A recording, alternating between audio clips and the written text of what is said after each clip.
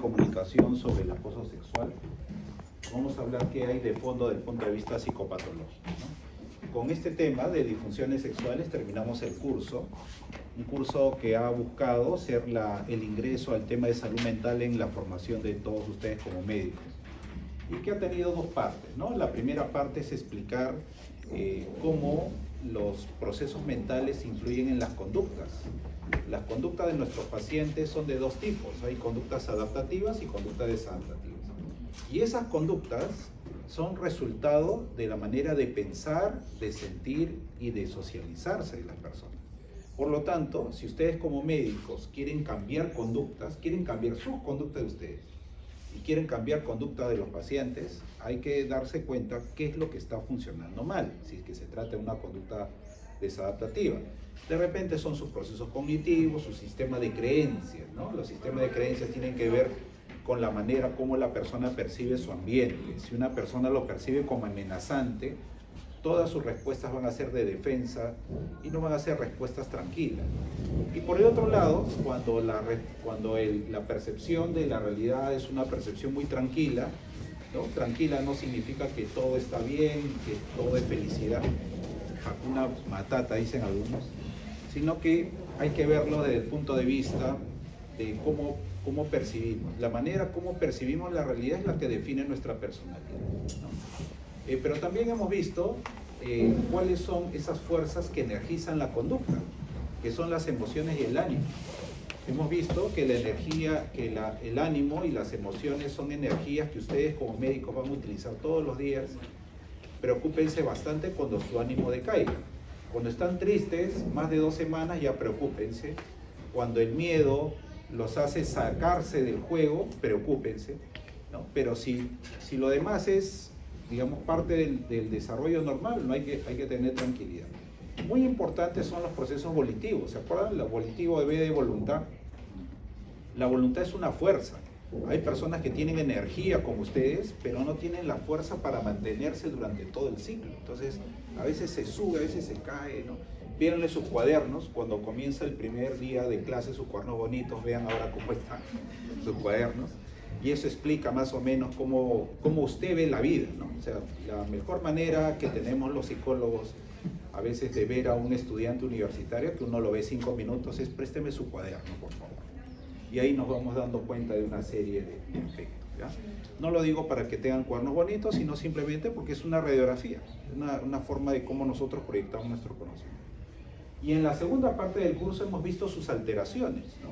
Las alteraciones cognitivas. Ustedes han aprendido que el TOC, por ejemplo, es un trastorno principalmente cognitivo, ¿no? La obsesión, si bien es cierto, forma parte de una idea real, pero ¿cómo está, doctora? Su presencia, su permanencia hace que estemos muy ansiosos y que tengamos que realizar una conducta compulsiva, ¿no? También hemos visto la esquizofrenia, hemos visto el trastorno neurocognitivo mayor, antes llamado demencias, y hemos terminado hablando del TDAH.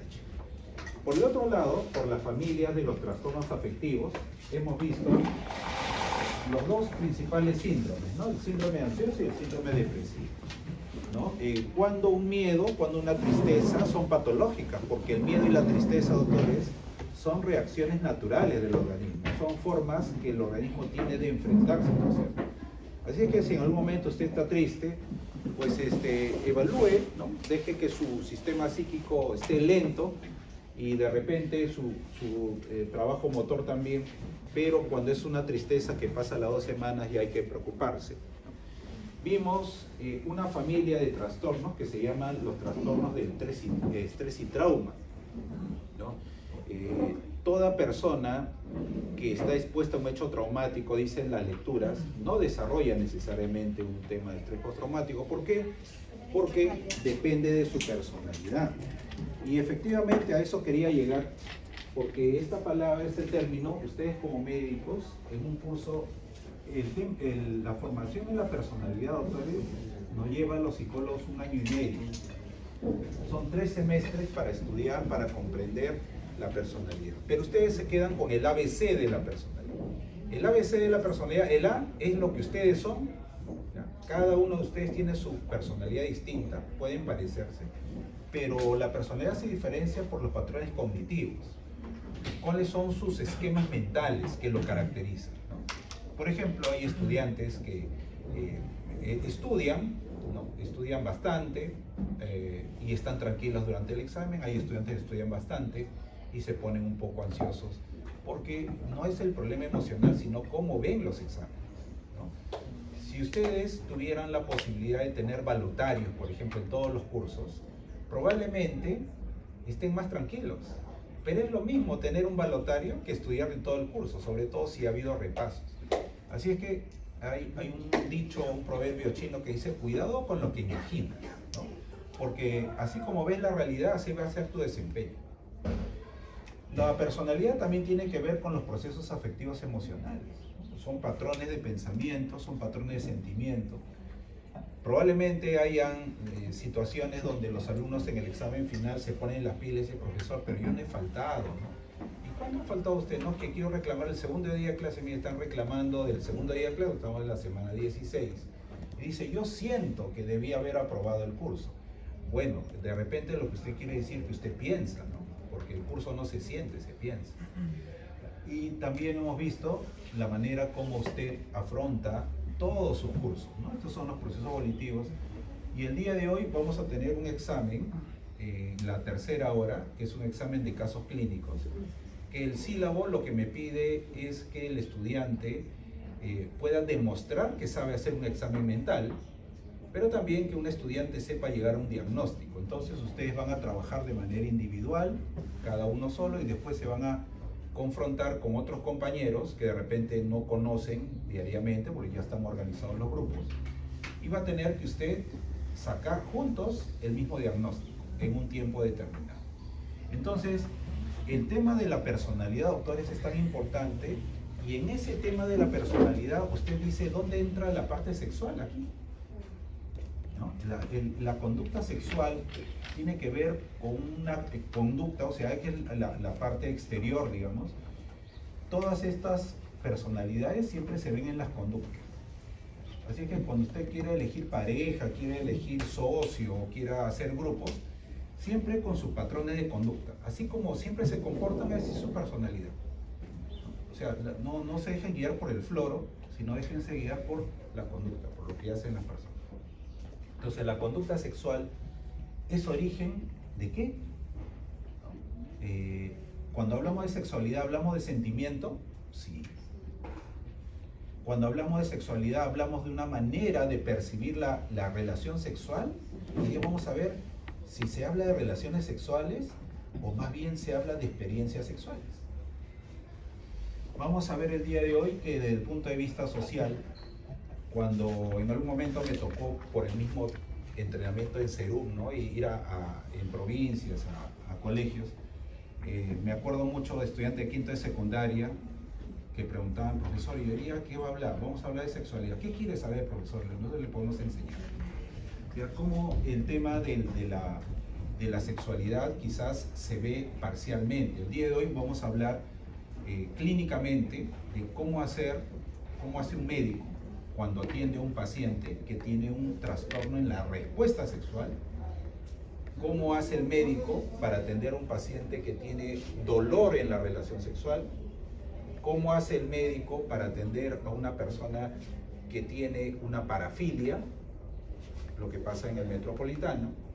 ¿Y cómo hacemos, o cómo hacen ustedes los médicos para atender a una persona que tiene una disforia de género, antes llamada homosexualidad?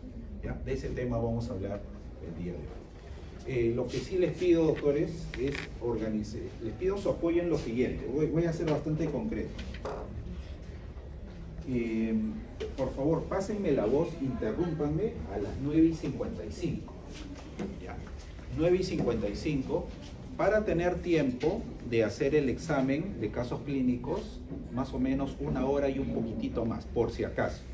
Lo estoy haciendo con todos los grupos porque lo que no me gustaría es que ya son 11:10 y tenga que retirar la prueba, mejor con tiempo, ¿ya? Así es que, ¿me van a pasar la voz a qué hora? 9:55, ¿ya? Si el profesor no se detiene, pues está emocionado en el tema, ya ustedes se paran y ya sacan al profesor y comenzamos con el examen, ¿ya? Muy bien, lo que dice el ATU ¿Saben qué es el ATU, no? Ahí está el ATU.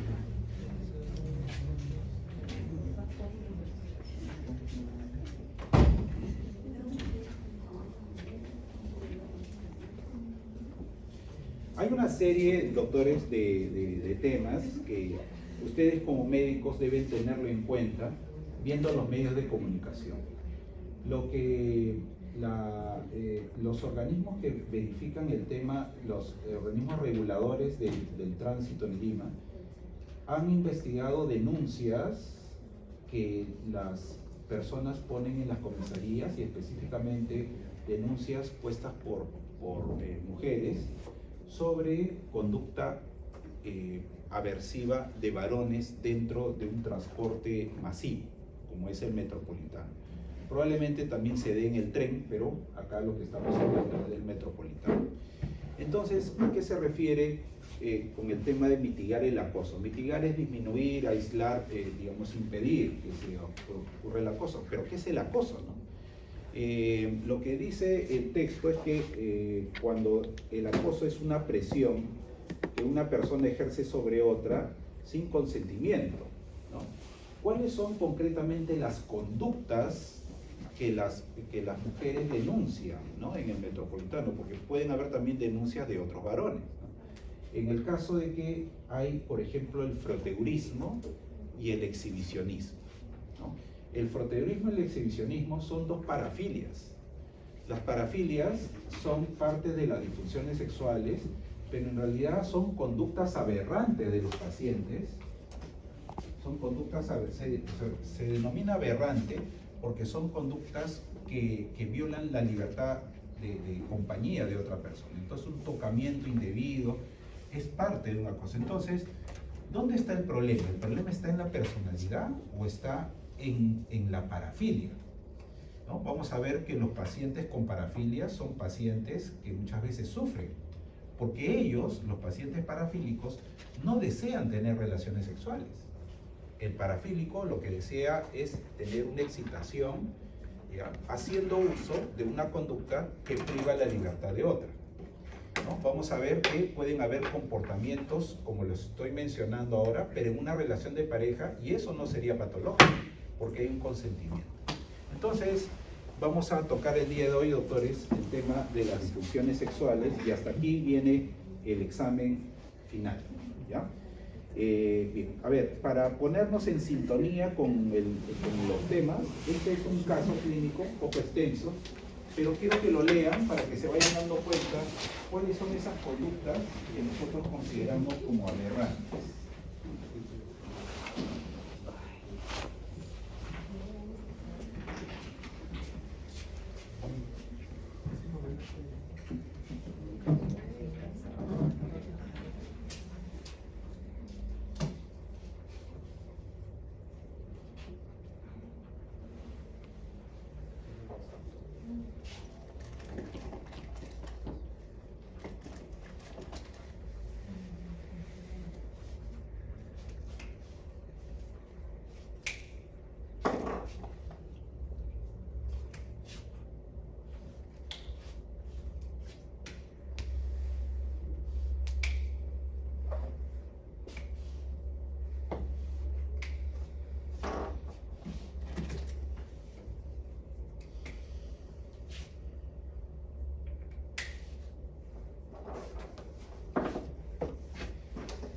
Bien, al tener este paciente, inevitablemente pueden surgir algunas emociones, ¿no?, en cada uno de nosotros. Por eso a veces se pregunta si el médico atiende a este paciente o lo denuncia, ¿no? Porque hay una serie de conductas que son desadaptativas, ¿no? Son conductas desadaptativas porque ponen en peligro la salud y la vida de la persona y obviamente de otra persona y de la persona también. Pero son pacientes y ustedes dicen, ¿pero dónde está el problema? ¿Es un trastorno cognitivo? ¿Es un trastorno afectivo? Porque acá vemos reacciones de ira. Entonces puede calificar como un trastorno de tipo afectivo. También vemos pérdida de control, ¿no?, que es pérdida de control de los impulsos. ¿Cómo será su cosmovisión, su manera de ver la vida? ¿Cómo ve al género opuesto? ¿Cómo ve el acercamiento? ¿Cómo ve una relación? Entonces, el tema de las disfunciones sexuales, doctores, tiene que verse primero de manera integral para luego ya irle dando nombres, ¿ya? Porque cuando se ve de manera específica pueden surgir algunos tabúes que no se trabajan y que pueden malentenderse. Entonces, vamos a comenzar hablando de algunos puntos específicos.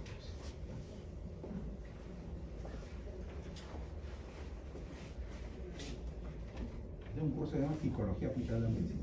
¿Sí saben ustedes? Acá el doctor lo voy a recordar siempre. El doctor no hay 10 le vamos a poner.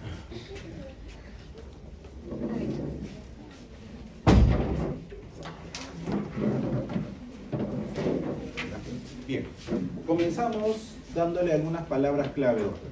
Miren, vamos a hablar de la sexualidad desde el punto de vista biológico, pero también vamos a hablar desde el punto de vista psicosocial. La Organización Mundial de la Salud no habla de sexualidad. La Organización Mundial de la Salud habla de salud sexual. Entonces comenzamos por ahí, ¿no? Vamos a hablar de salud sexual. Pero cuando hablamos de salud sexual, no se está hablando solamente de salud reproductiva, sino se puede estar hablando de dos términos. Salud sexual tiene que ver con las relaciones sexuales o salud sexual tiene que ver con las experiencias sexuales. ¿Qué dice la Organización Mundial de la Salud? Usualmente cuando hablamos de la sexualidad, concretamente hablamos de relaciones sexuales. Pero ustedes están viendo que la Organización Mundial de la Salud habla más bien de una experiencia sexual. ¿Cuál sería la diferencia, no? Primero, que toda relación sexual antes es una relación social. Eso hay que entenderlo bien, ¿no? Toda relación sexual es una relación social. ¿Y qué es una relación social? Es una relación entre dos personas. Entre dos personas que se conocen, dos personas que se consienten, dos personas que se aproximan. Entonces, no debemos ver la sexualidad solamente como una actividad coital, sino tenemos que verlo como una relación de personas, de personalidades finalmente. Cuando nosotros comenzamos a pensar de cómo imaginamos la conducta sexual, nos imaginamos con personas, no nos imaginamos un tema de autoerotismo, nos imaginamos conociendo personas, nos imaginamos caminando y nos miramos entre personas. Esa es una relación social. Entonces, cuando solamente se piensa en el coito, ese es un problema serio, porque primero hay que ver el bosque y luego hay que ver los árboles. Entonces, la Organización Mundial de la Salud habla que toda salud sexual debe ser una experiencia sexual. ¿Qué es una experiencia? La experiencia es un significado que se le da a esos momentos. Es decir, todos los momentos de acercamiento con personas es parte de una experiencia sexual. Pero cuando hablamos, de una relación sexual, pero cuando hablamos de una experiencia sexual, ya estamos hablando del acto íntimo en el cual deben incluir tres aspectos básicos. Primero, una relación placentera. Ningún documento científico obvia la palabra placer, porque la actividad sexual, en la experiencia sexual, según la OMS, debe ser una experiencia sexual placentera, libre de coerción y debe ser segura. Esas son las tres características que toda persona debe decir, a ver, vamos a ver si cumplo con los requisitos de tener salud sexual. Hay experiencia sexual placentera, segura y libre de coerción. Coerción es obligar. O sea, una persona no puede someter a otra a tener una relación sexual, ¿no? Y si bien es cierto, hay un trastorno, hay una parafilia que se llama el masoquismo, ¿no? Y el sadismo. En el sadismo es que la persona experimenta satisfacción agrediendo a otra, ¿no? Entonces, cuando una relación sexual es obligada, no es parte de la salud sexual. Y además debe ser segura. ¿Qué significa la seguridad en una experiencia sexual? Que es un cuidado mutuo, ¿no? Es un cuidado frente a situaciones que pueden ser de riesgo. ¿Bien? Entonces, eso es lo que queríamos mencionar sobre el tema de salud sexual desde el punto de vista de la Organización Mundial de la Salud. Si quisiéramos investigar los orígenes de la sexualidad desde el punto de vista científico, vamos a leer los reportes de Alfred Kinsey, quien en la década del 60 elaboró el primer informe sobre conducta sexual del varón y conducta sexual de la mujer en los Estados Unidos. ¿Ya? A partir de los 60, entonces, se habla de una sexualidad científica, desde el punto de vista científico. Pero luego fueron la pareja de William Master y Virginia Johnson quienes estudiaron lo que ahora sabemos. Antes se le llamaba disfunciones sexuales, simplemente. Sabemos nosotros que las disfunciones sexuales, en realidad, en un principio, cada vez que hablemos de una disfunción sexual, estamos hablando de un trastorno de la respuesta sexual. Y los primeros estudios de laboratorio que se hizo con hombres y con mujeres, llegaron a determinar que la respuesta sexual tiene tres fases: la fase del deseo, la fase de excitación y la fase de orgasmo.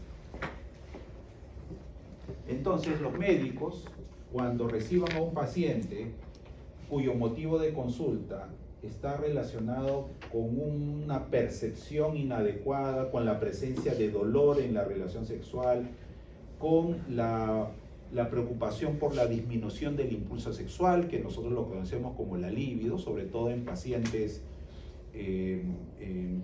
con tratamiento antihipertensivo y diabético, la libido suele disminuir producto del tratamiento. Entonces, usted no solamente va a ver el aspecto clínico de la presión arterial, del azúcar, digamos, en sangre, sino que también tiene que ver el tema de la respuesta sexual.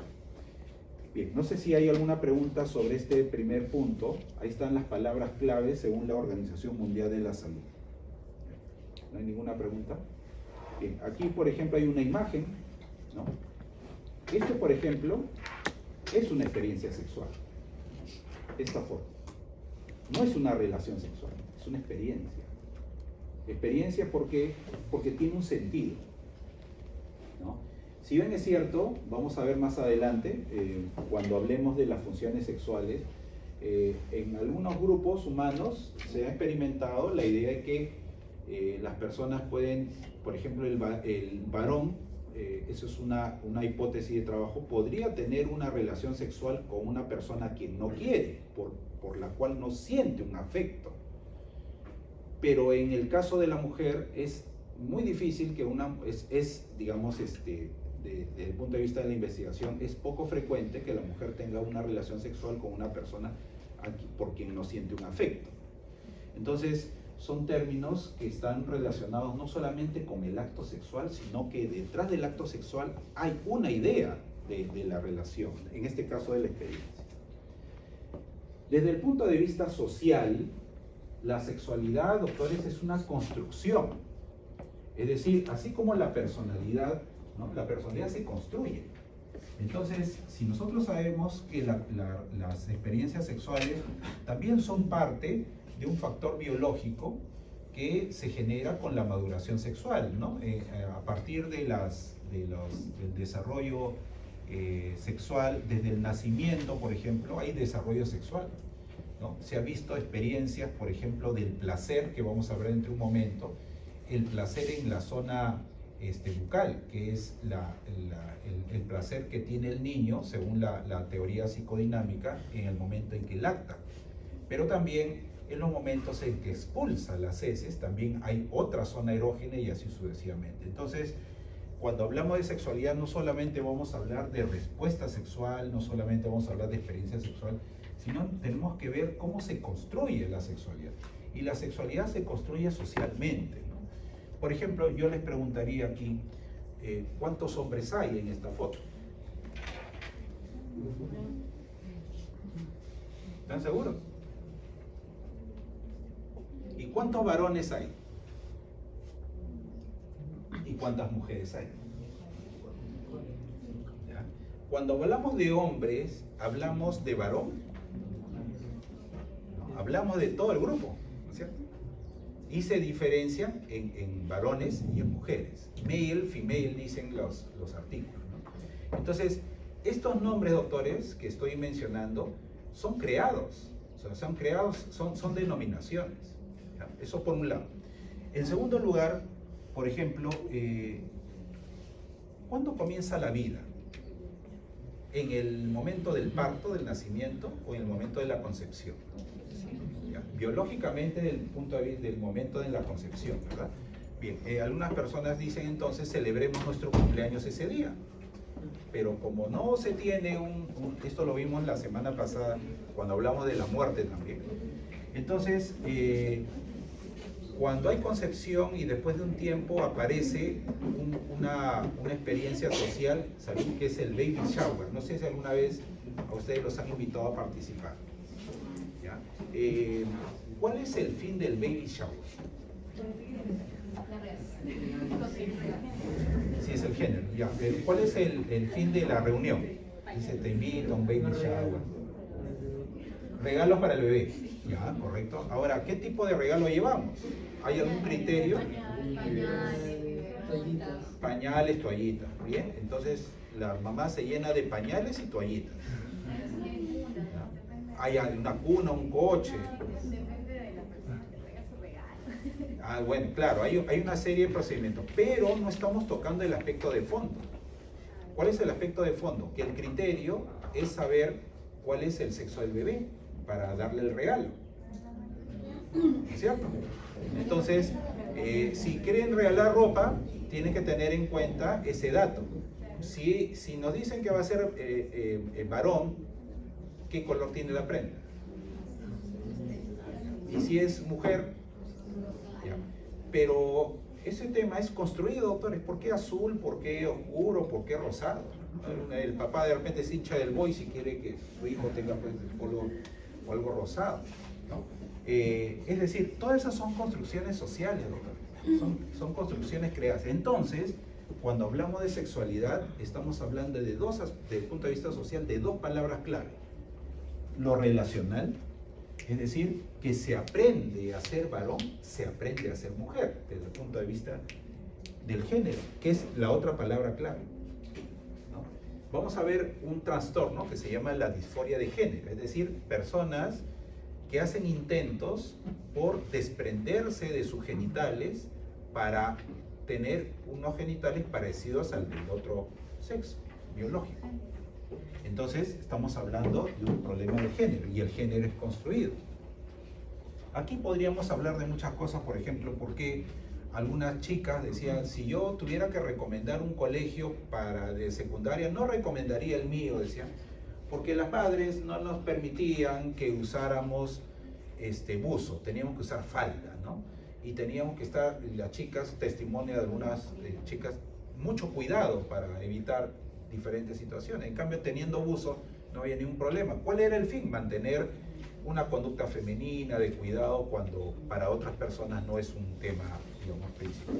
Entonces, doctores, los trastornos, las disfunciones sexuales no solamente tienen que ver con respuestas sexuales, sino también tienen que ver con aspectos de género. Por ejemplo, la disforia de género, lo voy a poner al final, la disforia de género es una de las patologías que vamos a ver y tiene relación más bien con la construcción social, ¿ya? Cuando se habla de experiencias sexuales también se tiene que hablar del aspecto social. Bien, antes de ver las disfunciones sexuales, tenemos que ver cuáles son las funciones de la sexualidad, ¿ya? La sexualidad, doctores, tiene 4 funciones, que hay que entenderlas bien porque ahí aparecen algunas patologías, ¿no? Por ejemplo, todos sabemos que la función biológica de la sexualidad es una función reproductiva, ¿no? Todos lo sabemos, lo conocemos, pero aquí ya hay patologías. Por ejemplo, desde el punto de vista social, ¿qué se comenta cuando después de 3-4 años una pareja que se casó no tiene hijos? ¿De qué se habla? Se habla de esterilidad, dicen no pueden tener, ¿no? Pocas personas dicen no desean tener, dicen no pueden tener. Ya, imaginemos que sea así, que hay un tema de esterilidad. ¿A quién se fija la atención principal? ¿Okay? Pero ha aumentado la infertilidad masculina por el temprano consumo de psicoactivos. Hay una correlación entre consumo de psicoactivos tempranamente, fumar, beber, y las conductas de esterilidad en la adultez temprana. ¿Okay? Entonces, en el tema reproductivo ya hay, doctores, temas que hay que trabajar. En segundo lugar, les mencioné que la Organización Mundial de la Salud dice que para que haya experiencia sexual tiene que haber experiencia placentera. Cuando se habla de placer, se está hablando de placer en el cuerpo y eso se llama erotismo, ¿no? Entonces, erotismo no tiene que ver con acto sexual, el erotismo es simplemente placer. Y el placer es corporal. Entonces, el primer criterio de educación sexual de toda persona es reconocer cuáles son las partes de sensibilidad sexual. Y cuando exista una comunicación, porque recuerden que toda experiencia sexual es una relación social, aquí debe haber comunicación. Entonces la pareja debe comunicar qué cosas le gusta en su cuerpo y qué cosas no le gustan.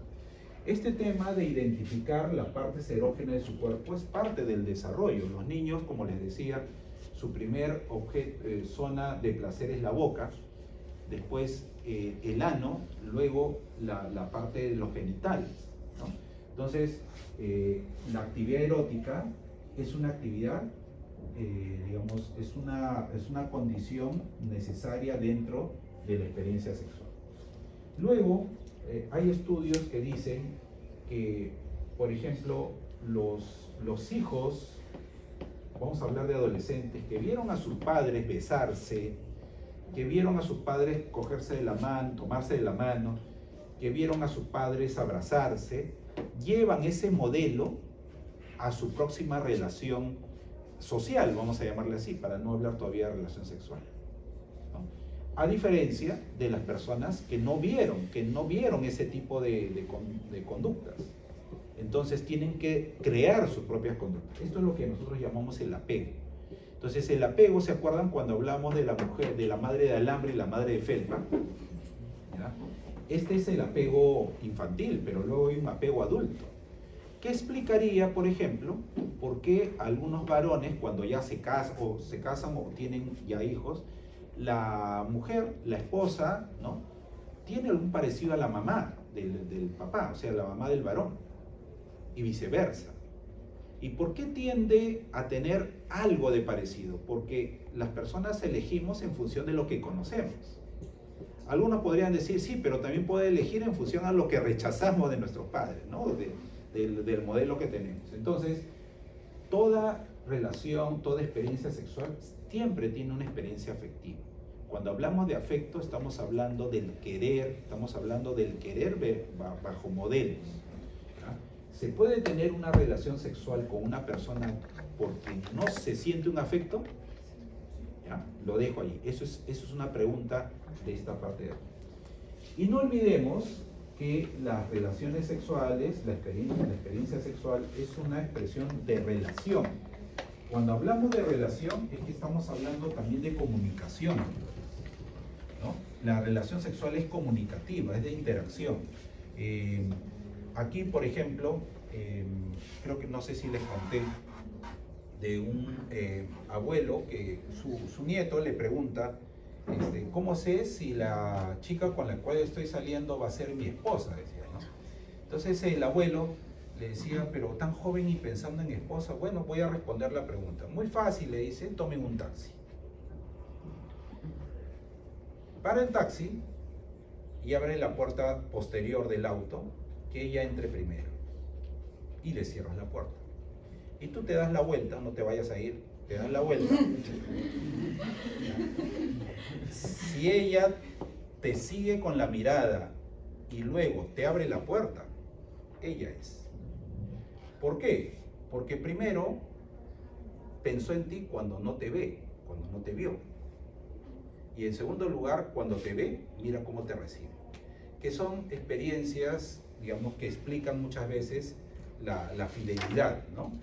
A este señor que cumplió, creo, algo de 63 años de casado con su esposa, le preguntaron cuál es el secreto de vivir tanto tiempo con una mujer, con una misma mujer, una sola mujer. Y el Señor dijo, muy simple, dijo, decir a todo, sí, mi amor, nada más. Es lo más simple. Razón cognitiva. ¿Por qué hacerse problema? No, sí, listo. Bien, ese es el tema desde el punto de vista de la sexualidad. Bien, ahora vamos a hablar de la disfunción, doctores. Bien, ya hemos hablado de que la sexualidad desde el punto de vista biológico es experiencia sexual y experiencia sexual placentera, segura, libre, ¿no? Que la sexualidad es una construcción social, o sea, el género es una construcción social. Vamos a ver ahora por qué los pacientes se conflictúan en estas áreas, en el área de la sexualidad. ¿Será porque se conflictúan socialmente? Es decir, ¿tienen miedo, vergüenza de aproximarse a un hombre, a una mujer? No. ¿Y qué pasa? ¿Se saben comunicar? No. Entonces, ahí vienen las disfunciones sexuales. Ya vamos a darle nombre. Cuando hablamos de disfunción sexual, ojo, este es un paper que habla de la disfunción sexual femenina, pero yo le he colocado aquí no porque la disfunción sexual solamente sea femenina, sino porque está la mejor definición de disfunción sexual, ¿ya? Cuando se habla de disfunción sexual, se habla de un trastorno en la fase de excitación, deseo primero, excitación y orgasmo. ¿Se acuerdan? El DEO. ¿Ya? El DEO, forman parte de la respuesta sexual. Además, la presencia de dolor durante la relación sexual. Entonces, no se olviden, cuando tienen un paciente y vean que hay un área de conflicto, ustedes dicen, a ver, aquí a mí me han enseñado lo siguiente. Yo no voy a ver si la persona tiene miedo, tiene una creencia distinta. Ese es un tema que quizás otra especialidad como en la psicología se puede ver, ¿no? Ustedes dicen, voy a ver la respuesta sexual. La respuesta sexual tiene tres fases: fase de excitación, deseo, excitación y orgasmo, más la presencia de dolor, ¿ya? Allí nomás ustedes ya tienen el 70% del diagnóstico. Identificar en cuál de estas etapas es el trastorno para decir que hay una disfunción de tipo sexual. La prevalencia de la disfunción sexual femenina, ahora ya se está hablando de la sexualidad femenina, oscila entre el 38 y 64%, y dentro de los factores asociados está la menopausia, ¿no? Las mujeres posmenopáusicas reportan alta frecuencia de disfunciones sexuales. También tiene que ver con la edad, mujeres de 30 años con mujeres de 60 años, etc. Bien, ahora entonces vamos a ver, ¿se acuerdan? Si yo les pregunto, ¿cuáles son las fases de la respuesta sexual? ¿Cuál sería la respuesta? Nuevamente.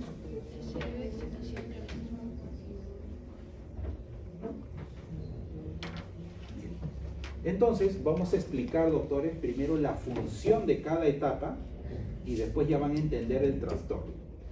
Cuando hablamos del deseo, ¿ya? No puede haber, doctores, una experiencia sexual solamente con excitación, porque si no hay deseo, no hay excitación. Vamos a ver que uno es psicológico y el otro es cambio fisiológico. Cuando se habla de deseo, se está hablando de una condición. Por ejemplo, una condición apetitiva, que algunas personas le llaman las ganas, ¿no? O sea, el deseo de. Y si hay deseo de, porque hay carencia, por eso se llama una fase apetitiva. Cuando no hay deseo, no hay ganas, no hay excitación. Entonces, la fase del deseo habla de una fase apetitiva, y esa fase apetitiva también tiene que ver mucho con las fantasías, doctor. Yo he tratado de buscar fotos que puedan graficar lo que estoy diciendo.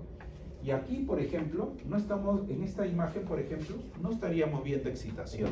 Ahí en esa imagen estamos viendo deseo. O sea, esta es una fase del deseo. Cuando hay una serie de carencias y aparecen las fantasías, entonces eso provoca una sensación. Allí recién ya comienza el acto fisiológico. Una sensación de urgencia variable que impulsa a la persona a buscar una relación sexual, porque recuerden, la experiencia sexual es después de, ¿no? La relación sexual es la búsqueda de una acción, ¿no? O mostrarse receptivo a ellas. Acá hay dos criterios, porque la persona dice, por ejemplo, yo no tengo la especialidad, pero sí he escuchado de unos colegas, bueno, cuando hacemos intercambio de casos clínicos, que dice, no, lo que pasa es que yo estoy esperando, pero la otra persona parece que no tiene ganas de. Entonces, acá hay dos cosas, ¿no?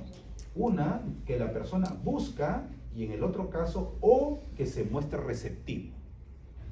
Porque si el otro no busca, ¿cómo podríamos decir pues que hay fase de deseo, ¿no es cierto? Entonces tiene que verse con ambos aspectos. Entonces, la fase de deseo, doctores, en la fase de deseo ya hay trastornos, como lo vamos a ver más adelante.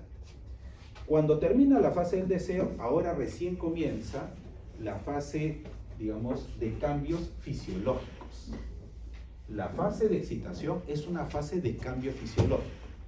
Es decir, ese deseo y esa búsqueda de una relación sexual va a provocar un cambio fisiológico, principalmente en la esfera genital, ¿no? Donde hay vasocongestión, es decir, la sangre se dirige a la zona de los genitales, generando lo que en el varón se llama erección y lo que en la mujer se llama lubricación vaginal, ¿no? Pero no solamente vamos a ver cambios, digamos, en la vasocongestión, sino que vamos a ver algunas respuestas, doctores, como por ejemplo, taquicardia, hipertensión, hiperventilación, ¿no? Entonces, hay personas que, por ejemplo, son pacientes cardíacos, tienen algún tipo de patología, se preocupan mucho de la parte excitatoria porque van a generar estos cambios, ¿no? Había un rockero, Mick Jagger, seguro lo conocen, de los Rolling Stones, que decía que en un tiempo él ya no sabía si iba a tener un orgasmo o un infarto, ¿no? Porque la excitación pues lo llevaba a este tipo de cambios, ¿ya? Entonces, primero fase de deseo, luego de una fase de excitación y llegamos a una etapa de máxima excitación que se llama el orgasmo, ¿no? El orgasmo es la percepción de la culminación del acto sexual. Un aspecto que me estaba olvidando aquí, para que coloquen palabras clave, es que en la excitación es prepararse para una lucha. Miren, ¿se acuerdan cuando hablábamos del síndrome ansioso y de las respuestas autonómicas de tipo simpáticas? El organismo se prepara para enfrentar. Muy bien, aquí también es eso. Es prepararse para enfrentar. Pero ese prepararse para enfrentar tiene un pico máximo, que es el orgasmo. En el orgasmo es la percepción del fin del acto sexual, que en el caso del varón lleva a la eyaculación y en el caso de la mujer lleva a las contracciones del útero. Entonces, el orgasmo también tiene un componente fisiológico, pero también tiene un componente reflexivo, subjetivo, evaluativo del acto sexual. ¿Bien? ¿Se entendió la diferencia entre deseo, excitación y orgasmo? ¿Ya? No puede haber necesariamente una excitación si no hay deseo. Entonces, hay pacientes que van por problemas de orgasmo. Entonces el médico que no tiene entrenamiento, entiendo, podría referirse solamente a la parte culminante, pero hay que investigar el proceso, pues, doctores, cómo es la fase de excitación, qué lo excita, qué no lo excita, y sobre todo, vamos a ver que hay pacientes, y aquí comienzo con la clasificación, hay pacientes que tienen trastornos del deseo sexual que se expresan en el orgasmo. El paciente ve esto, pero el problema está en el inicio, ¿no? Y eso también forma parte de la educación sexual, el tema de la aproximación.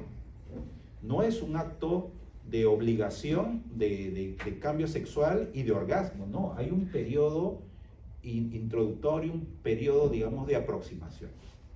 Según el DSM-4, las disfunciones sexuales son de dos tipos. Miren, ¿se acuerdan? Ahí está en la gráfica.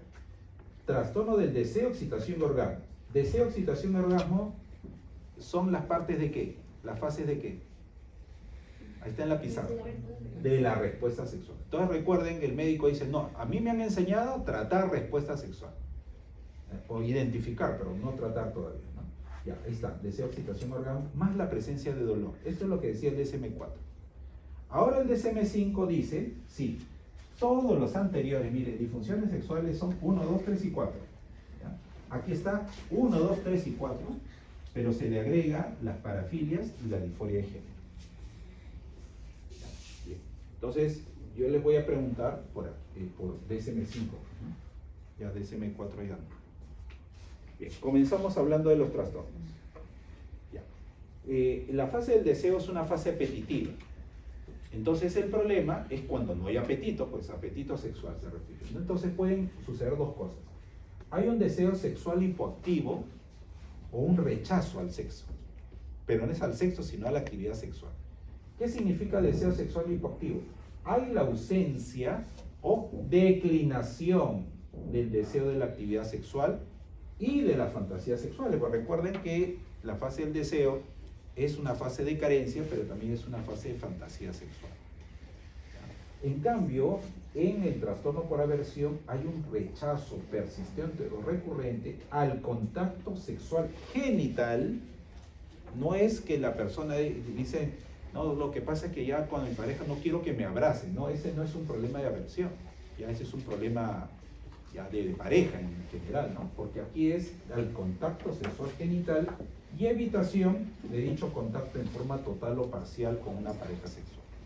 ¿Ya? Entonces, ahí están los dos nombres de los trastornos del deseo. ¿Cómo se llaman los trastornos de la excitación? Ahí están los dos nombres, ¿no? ¿Se acuerdan? En el caso de la mujer, la excitación tiene que ver con lubricación vaginal y en el caso del varón tiene que ver con la erección. Entonces, cuando hablamos de trastorno de la excitación sexual de la mujer, hablamos de una incapacidad recurrente o persistente para obtener la respuesta de lubricación vaginal, ¿no?, propia de la fase de excitación hasta el final del acto sexual.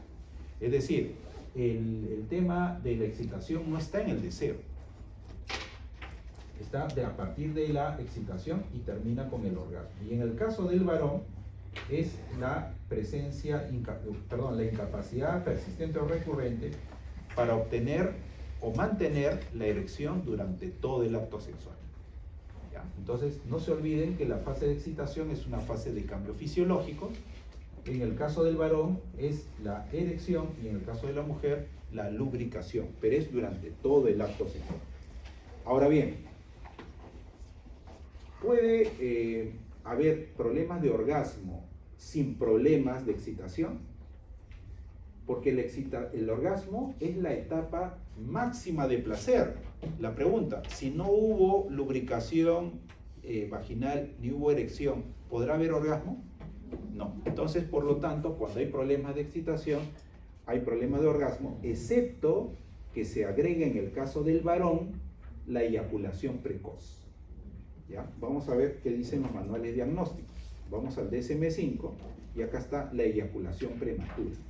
Hay que tener en cuenta estos aspectos porque a veces se hacen bromas y las personas piensan que todo es prematuro cuando en realidad no lo es. Cuando se habla de eyaculación prematura, se habla de un patrón persistente o recurrente en que la eyaculación producida durante la actividad sexual en pareja, porque no se puede hablar de eyaculación en un acto de automanipulación. ¿Bien? Sucede aproximadamente en el minuto siguiente a la penetración vaginal y antes de que lo desee el individuo. Ahí está el criterio principal. ¿Ya? Así que cuando hagan bromas, ustedes tienen que educar a las personas, dicen, no, y le sacan el manual, ¿no? Le dicen, miren, este es en realidad lo que debemos esperar. ¿Ya? Muy bien, seguimos. Ahora, ¿se acuerdan cuáles son las fases de la respuesta sexual? Excitación y orgasmo. Muy bien. Ahora vamos a ver el trastorno por dolor, que son de dos tipos. La dispareunia, que es un trastorno de dolor genital que lo puede tener tanto el varón como la mujer, que generalmente está relacionado a un dolor psicógeno. O sea, ustedes creo que como comprendieron la clase anterior, cuando hablamos del dolor, le decía que el dolor es innegable, pero el sufrimiento es opcional, ¿no? Eso es una información. ¿Qué quiere decir esa frase? Pero imagínense que viene en el examen, ¿no? Porque en el examen una de las cosas que me gusta, digamos, evaluar, porque es de complejidad fácil, es ponerle frases y que el médico responda, ¿no? Por ejemplo, cuando una persona tiene problemas emocionales, ¿tiene problemas cerebrales o mentales? ¿Se acuerdan de esa pregunta? ¿No se acuerdan? Ya, bueno, es una pregunta que siempre la he formulado en este semestre, ¿no? ¿El médico trabaja con enfermos o enfermedades? Ya. El paciente es una persona con una enfermedad, ¿no? Si la enfermedad ya no hay nada que hacer con la enfermedad, ¿con quién trabajamos? Con la persona. Bien, acá la pregunta que estábamos mencionando es ¿qué significa que el dolor es innegable pero el sufrimiento es opcional? Ya, ustedes ya recuerden lo que dije.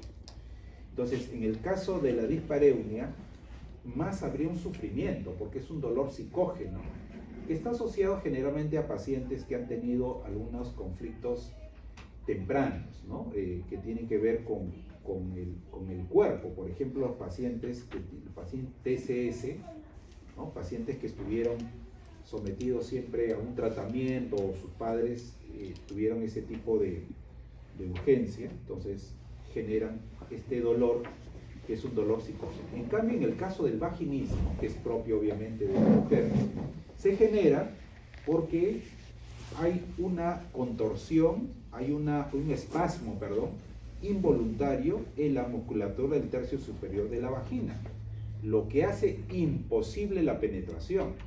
Entonces, si vemos que hay una experiencia sexual y hay vaginismo, obviamente el dolor va a ser, digamos, mutuo, ¿no? Por eso que aquí se habla principalmente del caso de la mujer, de este dolor, que es un dolor causado por un espasmo en una relación sexual, ¿ya? Entonces tenemos dispareunia hombre-mujer, perdón, varón y mujer, vaginismo, mujer.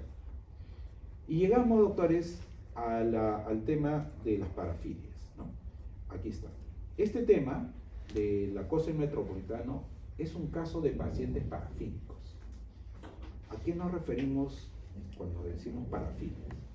Las parafilias son conductas aberrantes que tienen los pacientes para lograr excitación sexual, ¿ya? Los pacientes parafílicos no buscan tener relaciones sexuales en el metropolitano, no buscan acosar a una persona que se baje del metropolitano o del tren, sino que el paciente parafílico lo que busca es tener excitación, pero usando conductas que son aberrantes o conductas, muchas veces, relaciones con objetos, ¿ya? Estas situaciones, estas conductas aberrantes de los pacientes, generalmente están asociadas a problemas legales y sociales, ¿no?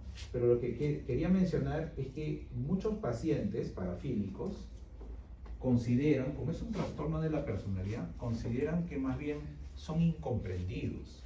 O sea, ellos no quieren lastimar a las personas. Miren cómo es su percepción. No quieren lastimar. Por eso se sienten incomprendidos. Cuando un paciente parafílico busca tener una excitación producto de un contacto, la pregunta es, ¿tendrá algún problema en la respuesta sexual? ¿No? ¿Por qué busca este tipo de situaciones? Vamos a ver que los pacientes parafílicos son pacientes con disfunciones sexuales. Por eso tienen esa manera de comportarse, ¿ya? Vamos a ver cuáles son las parafilias más frecuentes. ¿Qué hora es, por favor, doctores? 9:46. Ya, me faltan 10 minutos, ¿no? Bien, entonces tenemos, por ejemplo, el exhibicionismo. El exhibicionismo es una parafilia que se fundamenta en fantasías sexuales relacionadas con la exposición de los genitales, ¿ya? Pero exposición genitales a una persona extraña, o sea, eso es algo así como sorprender a la persona, ¿no? Sin que la persona, el parafílico, pretenda tener relaciones sexuales, ¿no? Y en algunos casos hay masturbación. Entonces, el exhibicionismo, un paciente exhibicionista es un paciente que se baja o viene caminando y ahí hay un paradero en una calle y hay mujeres o una chica, ¿no? Y el paciente muestra los genitales y podría en algún momento masturbarse. Pero ¿dónde está su excitación? En que la persona que no concede se sorprenda. Ese es su grado de excitación, ¿no? Perdón, su forma de excitación. En el caso del fetichismo, los pacientes fetichistas usan objetos para lograr la excitación sexual. Por ejemplo, coleccionan o tienen prendas íntimas de mujeres, ¿no? Zapatos de mujeres, incluso hasta cabello y uñas pueden ser objeto de su excitación. Otra parafilia que podemos ver en los medios de transporte urbano es el frotegurismo, que es lo que es más frecuente, ¿no? En que la persona logra excitación sexual en el contacto y en el roce con una persona desconocida que no consiente, ¿no?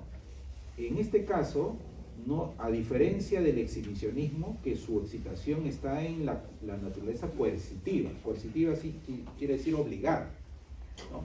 Pero en el caso del frotegurismo, el paciente no obliga, sino es el paciente que tiene excitación en el contacto, ¿no? Y esto le resulta excitante. Hay un capítulo de la película Good Doctor, donde hay un paciente, tal vez lo puedan buscar ustedes, bueno, de repente después de la clase, o después del examen, que es atendido en emergencias por una lesión en los genitales. Entonces, quienes la atienden son dos médicos, mujeres, en una urgencia, ¿no? Y le preguntan, y él en realidad no responde directamente, pero después de tanta pregunta, él dice que cada vez que aparecía en su mente la fantasía de tener un contacto sexual con un niño, y no podía controlar esa imagen mental, se lesionaba los genitales, se golpeaba, se cortaba. Entonces, cada vez cuando estas ideas eran mayores, esa era la forma que él tenía de evitar que vaya a tener contacto con un niño. Entonces, en ese caso, ¿se puede hablar de una paidofilia? Porque nunca tuvo un contacto con un niño, pero sí tuvo la fantasía. Entonces, eso califica como una paidofilia, ¿no? Es decir, el tema de las parafilias, si bien es cierto, tiene que ver con la excitación, pero hay mucho de fantasía. Entonces, en este caso, los médicos hicieron su trabajo de acuerdo al protocolo, detuvieron la sangre, y una de ellas decía, vamos a denunciarlo a la policía, para evitar que, o sea, por lo menos para informar a la policía que hay un potencial, ¿no?, victimario. Y la otra persona le decía, no, vamos a enviarlo al psiquiatra. Entonces, por eso ayer le decía la pregunta, cuando se tienen pacientes parafílicos, ¿se los atiende o se los denuncia, ¿no? Otra parafilia es el voyeurismo, que algunas personas también lo vinculan con el consumo de la pornografía, ¿no? El voyeurista es un paciente parafílico que obtiene placer a través de una observación repetida y escondida de una persona desvistiéndose o de una pareja teniendo acto sexual. O sea, el voyeurista es una persona que se esconde para ver personas desnudas o para ver personas en acto sexual, ¿no? Y con la respectiva masturbación. Llegamos al fin de las parafilias con dos trastornos, el masoquismo y el sadismo sexual. ¿Se acuerdan que mencionábamos que toda relación sexual es una relación social? Ahí está, este es el dibujo. Entonces, en una pareja que, digamos, que entre ellos buscan excitación, lo pueden, desde el punto de vista parafílico, encontrar de dos maneras. O siendo objeto de la agresión o provocando. Por ejemplo, un paciente es masoquista sexual cuando logra excitación sintiéndose golpeado, siendo víctima, ¿no? Golpeado, humillado. Esa es la forma en que estos pacientes logran excitación sexual. Pero por otro lado, podemos tener un paciente sadismo sádico sexual cuando logra placer provocando sufrimiento a otra persona. Entonces ven la diferencia, ¿no? El masoquista sexual siente excitación, no placer, ¿eh? Eso por favor ténganlo en cuenta, porque en algunos exámenes de ciclos anteriores los pacientes dicen placer. No es placer, doctor, es excitación. ¿Ya? ¿Cuál es la diferencia?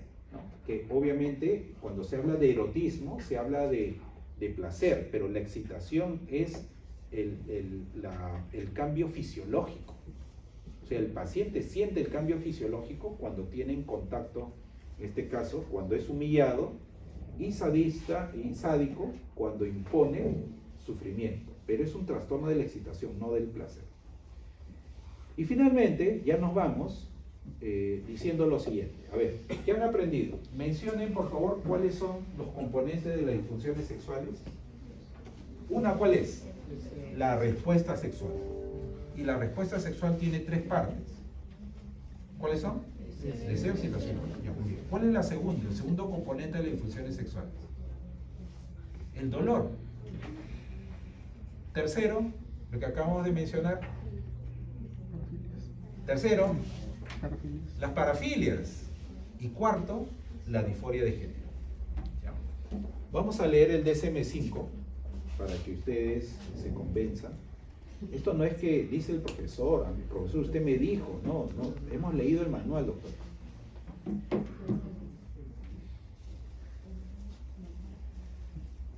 Ahí está, la disforia de género, tiene un capítulo. Vamos a leer, pero este es disforia de género en niños, en adolescentes y adultos. Dice, miren, ¿ya? Una marcada incongruencia entre el sexo que uno tiene o expresa y sus caracteres sexuales primarios o secundarios. En los adolescentes jóvenes, los caracteres sexuales secundarios previstos. 2. Un fuerte deseo por desprenderse de los caracteres sexuales propios, primarios o secundarios. No, deseo de desprenderse. 3. Un fuerte deseo por poseer los caracteres sexuales, tanto primarios como secundarios, correspondientes al sexo opuesto. Siguiente, un fuerte deseo de ser del otro sexo. 5. Un fuerte deseo de ser tratado como del otro sexo. Y sexto, una fuerte convicción de que uno tiene los sentimientos y reacciones típicos del otro sexo. ¿Se entiende, doctor? Es la disforia de género. Entonces, cuando veamos estas características, esto corresponde a lo que llamamos disforia de género y está dentro de las disfunciones sexuales, ¿no? Por razones sociales, pero también por su consecuente, digamos, conflicto. Hubo el caso, y con eso termino, siempre dando casos clínicos, de un ciudadano de la selva peruana, que esto debe haber sido hace 25 años más o menos, no había avanzado mucho la ciencia, pero el señor había ido al extranjero, era un varón, un hombre, digamos, biológicamente, y se mutiló el genital para tener parecido con el genital del sexo opuesto. Y comenta que después de un tiempo tuvo unas salidas con unas amigas, y en el cual hubo un contacto íntimo con una de ellas. Y él narra en su experiencia televisiva que sintió erección. Y en cuanto la mujer que lo veía, pues es un varón, ¿no? Y veía que no podía consumar el acto sexual, o sea, no iba a haber penetración, lo humilló. Entonces, producto de esa humillación, él estaba en búsqueda que se le restablezca el genital segmentado. ¿No? Entonces, ¿dónde está el problema? El problema no está en tener o no tener el pene. El problema es mental. O sea, porque incluso las personas que son, digamos, acusadas de violación, no solamente es una violación, digamos, con los genitales, pueden ser con cualquier otro objeto. O sea, el problema es mental. Entonces, por lo tanto, yo quiero cerrar el tema del día de hoy mencionando que estos temas sociales son temas biológicos, pero también son temas psicológicos, que ahora ustedes ya tienen un poco más de información. ¿Ya? No sé si hay alguna pregunta hasta aquí, doctores. Eso lo dice mi profesora. Excelente, está muy bien, todo está programado. Ya. Entonces ahora sí, vamos a, por favor, guarden sus cosas.